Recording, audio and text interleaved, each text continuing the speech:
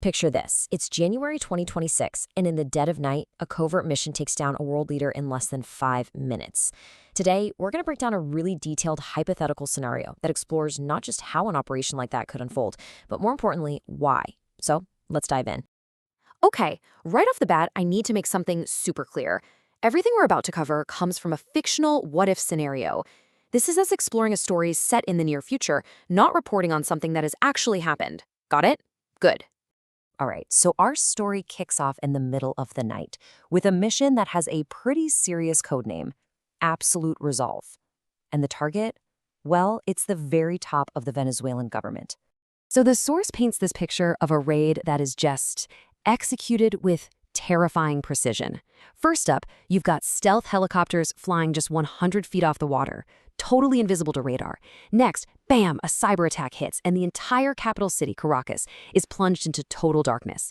In that chaos, Delta Force commandos drop in on President Maduro's residence and grab him in less than 5 minutes, as he's literally making a run for a safe room. But here's where the story gets really, really surreal. It's the reaction from the White House. The U.S. president in this scenario reportedly watched the whole thing on a live feed. And his comment to the media afterwards? He said it was just like watching a TV show. I mean, just think about that for a second. Wow. That's a pretty wild way to describe a major international event, right? So once the dust from this hypothetical raid settles, the story completely shifts gears. We go from the what to the why, and that's where things get really interesting. Because according to the source, the world was left asking two huge questions. First off, what on earth could justify such an aggressive move against a sovereign leader? And second, and this one's a biggie, if a global superpower can just do this, what does that mean for everybody else? For global stability?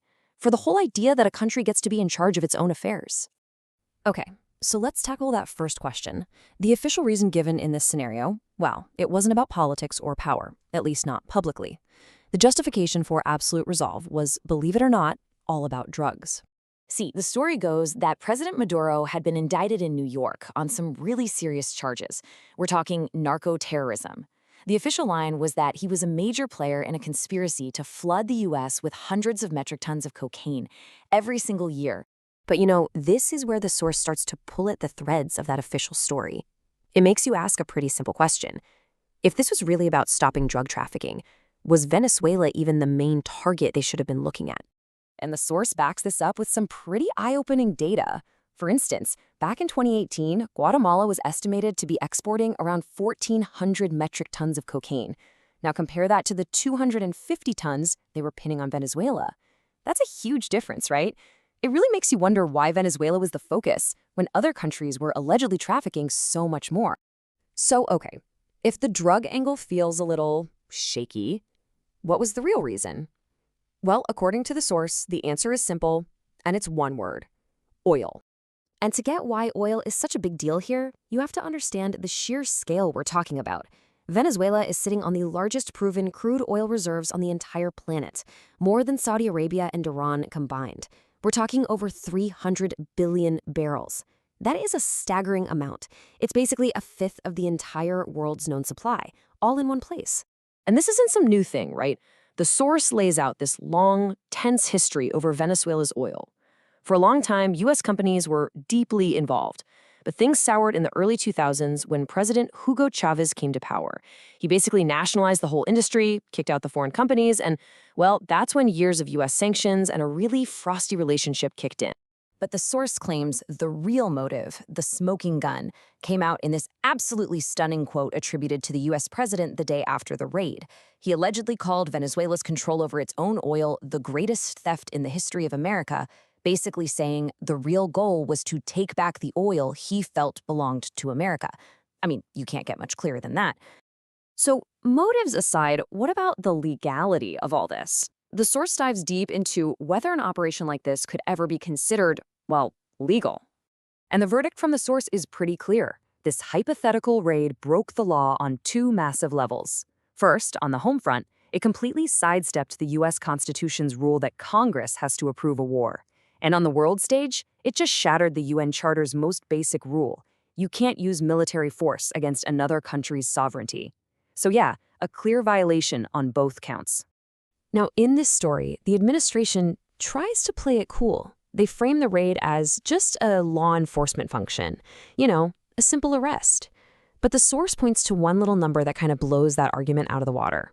Over 150. That's how many military aircraft were involved.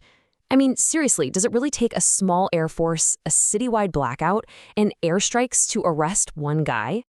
And all of this brings us to the final and maybe most important piece of the puzzle, the fallout. What happens to the world when the rules get broken this badly? Well, in this scenario, the backlash from the rest of the world is swift and it is severe. You've got key allies like Brazil, Mexico, and Spain joining forces to condemn it. The UN Secretary General calls it a flat-out violation. And of course, rivals like China and Russia condemn it in no uncertain terms. It paints a picture of a global order that's suddenly on very, very shaky ground.